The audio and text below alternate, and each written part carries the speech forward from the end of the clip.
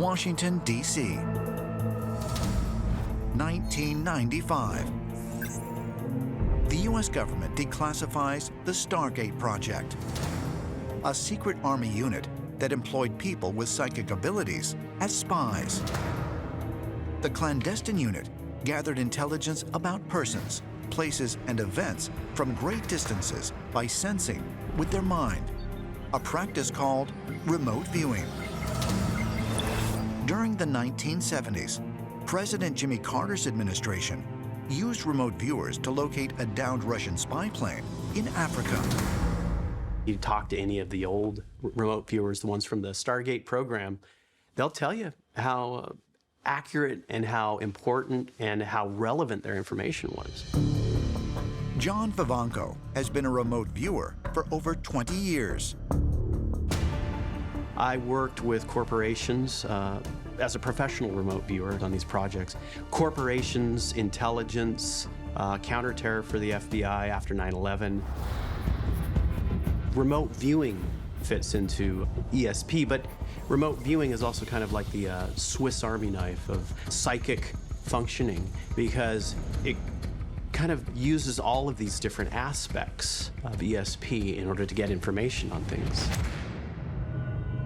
A key part of remote viewing involves entering a trance-like state, which John does by listening to specific sounds. We have brain waves, and in the thinking monkey mind state that we're normally in, that is beta.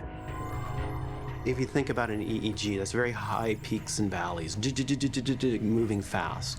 That's not a very good place to remote view from. So when we listen to the binaural beats, they move us down into alpha, which is a little bit slower and meditative, and also down into theta.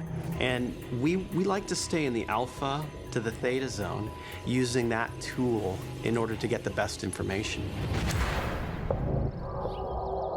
During a trance state, the brain begins to relax, going down from beta to theta to alpha state, which is between 4 and 8 hertz.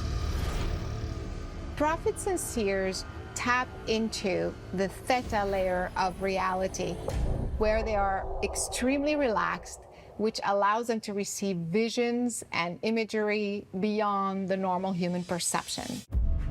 In modern times, powerful leaders from Winston Churchill to Ronald Reagan sought counsel from people with psychic abilities for all types of decisions.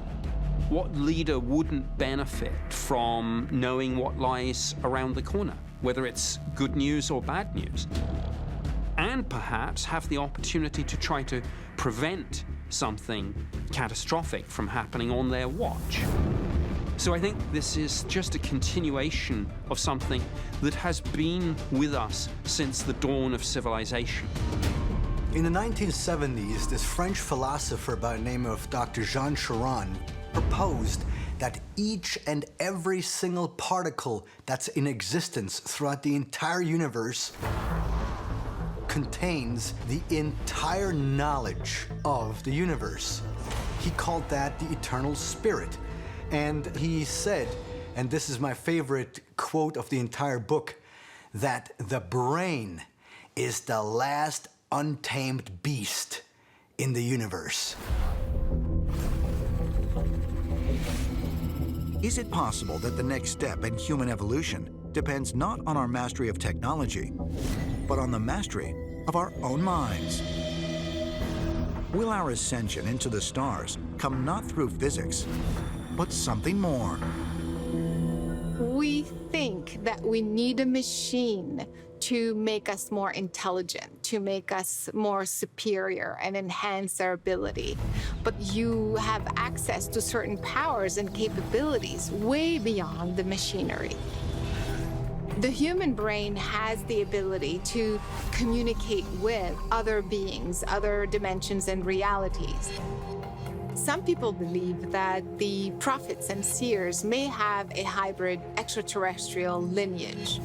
But I believe that everyone has this capability. The way to evolve is through consciousness. Consciousness is more powerful and more important than machinery and AI.